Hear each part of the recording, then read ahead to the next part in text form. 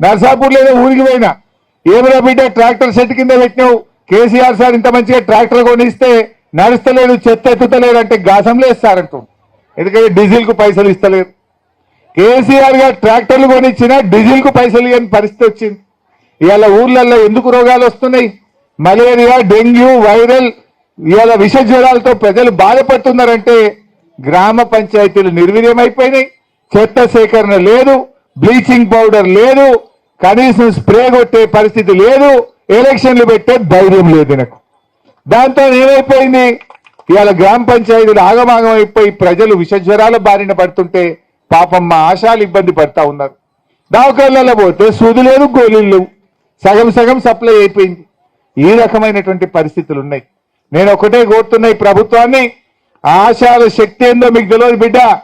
రేవంత్ రెడ్డి, నువ్వు రేపో మాపో పంచాయతీ ఎలక్షన్ పెడతా అంటున్నావు.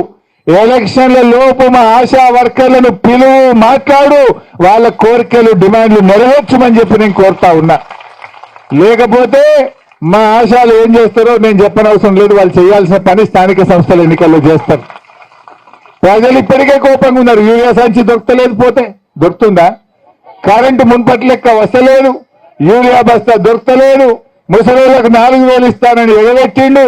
6 గ్యారెంటీల సంగతి యాద్ చేయరా మీరు? మహాలక్ష్మి సంగతి మరి ఆ పరిస్థితి తెచ్చుకోకు. ఆశాలను మర్యాద కొద్దీ, మంచి మాట కొద్దీ, ఇచ్చిన మాట ప్రకారంగా వెంటనే 18,000 ఫిక్స్డ్ వేతనం అందించాలని చెప్పి నేను ఆశా వర్కర్ల తరఫున డిమాండ్ చేస్తా ఉన్నా. అంటే రేవంత్ రెడ్డిది కేవలం మాటలు ఎక్కువ, చేతలు తక్కువ. మాటలు మాత్రం కోటలు దుంకుతాయి, చేతలు లేవు. ప్రజలకు అర్థమైపోయింది, పాలేందో నీళ్ళేందో తేలిపోయింది. ఇప్పుడు ఇవాళ ఉస్మానియా యూనివర్సిటీకి పోయిండు. ఈయన ఉస్మానియా యూనివర్సిటీకి పోతే పరిస్థితి ఏంటంటే 3 రోజుల నుంచి పోరాగాలను అరెస్ట్ చేశారు.